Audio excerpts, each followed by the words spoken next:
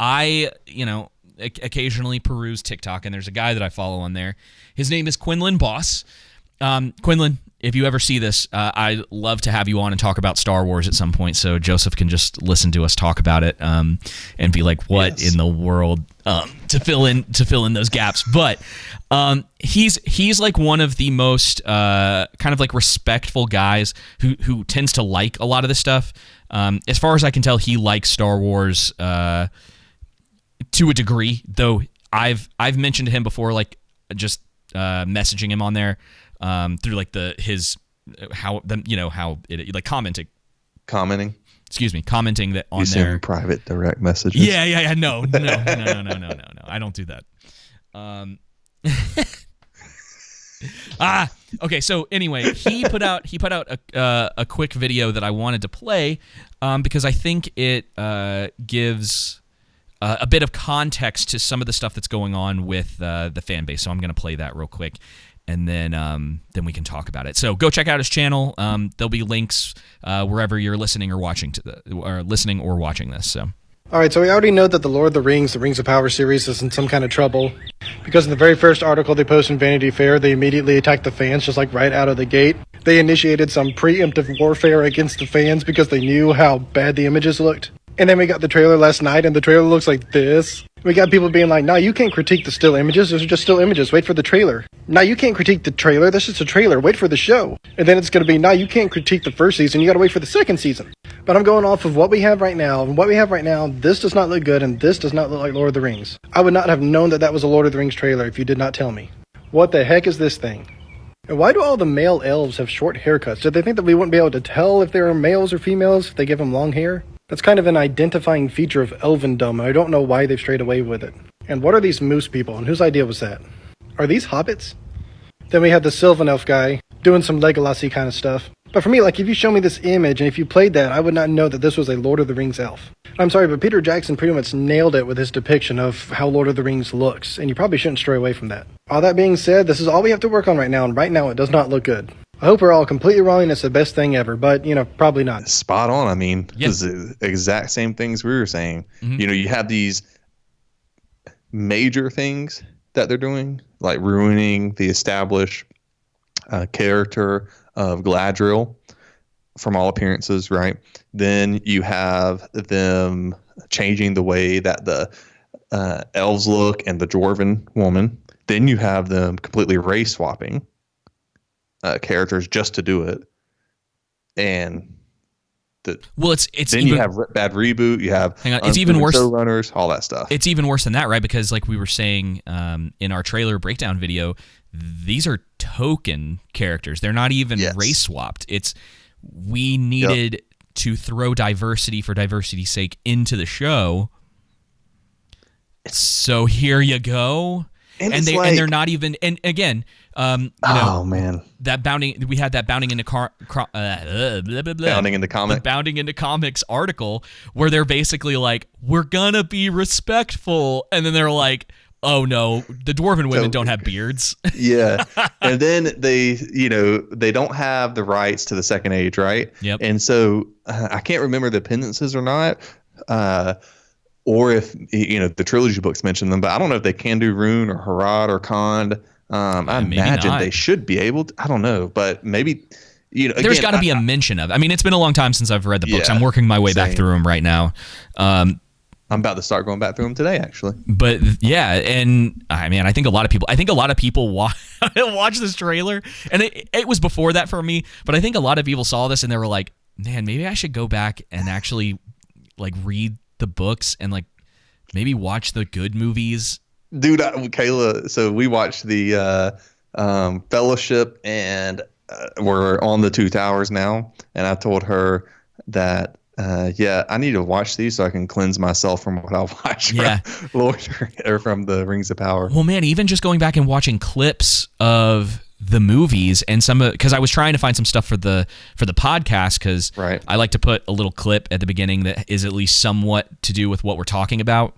Mm-hmm. And I was like tearing up. He got the one with Gandalf talking to Frodo, and he's like, what's the line where he's like, we just have to Oh my gosh. Oh yeah, you know I what know I'm what talking you're about. But now that you've asked me, I've forgotten. I know. I have it somewhere saved. But essentially, he's saying You have to deal with the time that yeah. you're in or something like that. Yeah. Sorry, Lord of the Rings fans. We've failed you in remembering this I very failed hard. popular quote. I know. Now I'll look it up. But yeah, so I mean, I was watching. It was like that, and then there was one I think with Gandalf where he's talking about death, and then of course he's got the one where Rohan's about to go into fight, and they're all like screaming death, and he's like, he's giving like this big speech and all of that. So there's so many like good moments from that. So are you referring to many that live deserve death, some that die deserve life? Can you give it to them, Frodo? Do not be too eager to deal out death and judgment. Even the very wise cannot see all ends. It's what comes after that. What comes after that? Okay. It's when he talks about Gollum there. True courage is about knowing when when to take a life, but when to spare one. Well, no. So he says to Frodo, or Frodo says, "Why was this burden put upon me?" And he basically tells him that we don't get to choose the time in which we live. We just do with that time what we can. I wish the ring had never come to me. I wish none of this had happened. So do all who live to see such times, but that is not for them to decide. All we have to decide is what to do with the time that is given to us. There are other forces at work in this world, Frodo, besides the will of evil. Watching Ian McKellen do that, it's just it's so powerful, man. And I guarantee you, the show's not going to do it. And they're just they're disrespecting the fans across the board. And absolutely. Just listening to this, to him talk about the way that nothing looks like Lord of the Rings, and I think that's one of the biggest problems that we have is that you look at the show, and if you were to show this to someone who had no idea this was going on, right? They were aware of the Peter Jackson movies, and you showed them pictures, and you said, "What do you think this is?" Right? Or you gave, you're like, "Hey, here's this new show coming out. Do you know what this is?" And they looked at it. I don't think there's anything really in there that would distinguish it, right? It's funny you say that because I actually did that this past week. I've been asking people, "Hey, have you seen the new Lord of the Rings of Power trailer?" I'm like, yeah. What do you think about it? I'm like, and everyone has said it didn't even look like the Lord of the Rings. Yeah. Everything seemed different. It seemed very weird. And I remember I first asked Kayla, what were your thoughts? And she said the very first thing she said, it doesn't seem like Tolkien. It seems too clean. It seems too much like Disney. Yeah, that was one of my biggest issues with it too. Is that everything feels like it's not. So, I think this is. And someone can correct me if they feel differently about this, but there's something almost kind of worn in about Tolkien's universe. And I think that's something that Jackson really got right in the way that he did things. There are things that look nice, right? The big structures and all that, but everything looks well worn. And it makes sense as someone who's not as deep into the lore as you are, or my buddy Jake, who knows a ton too. I look at this and I go, okay, so we have these three ages, and from what I know of calamity that happens during the three ages and how long each of these ages lasts, right? Before you even get to the Lord of the Rings, it makes sense that it'd be this well-worn universe, right? So even in the middle of the second age, or whenever this, let's be real, at this point, we have no idea what's really going to be going on with this. Now that the showrunners are basically well, we're not actually able to tell any of the stories from the second age. Who knows? But you're right. Everything looks clean. It looks way too just polished would be the word that I would use. Yeah, exactly. Not necessarily good as in costuming or whatever, but everything does look too polished. I think what we've beaten this dead horse by saying this so many times. Myself, I'm just talking about me. They don't have a love of this source material, and Peter Jackson did. I think that's why you get the quotes from Peter Jackson or the quote from Peter Jackson saying, we didn't want to insert our own politics or beliefs. Yes. We wanted to bring to life what Tolkien created. But it's in there's so many intricate details in these movies. If you look at the orcs' armor, they have black speech written on them. you don't know, like, I didn't notice that like the first 100,000 times I watched it. I didn't know it until I heard it from somebody else, and they were like, really? yeah, it was like they had black speech on the armor. I was like, that's really cool. Yeah, it is. I think it's on their forearm, whatever, like the you call this, wrist whatever. armor, gauntlets. Yeah, that's what this.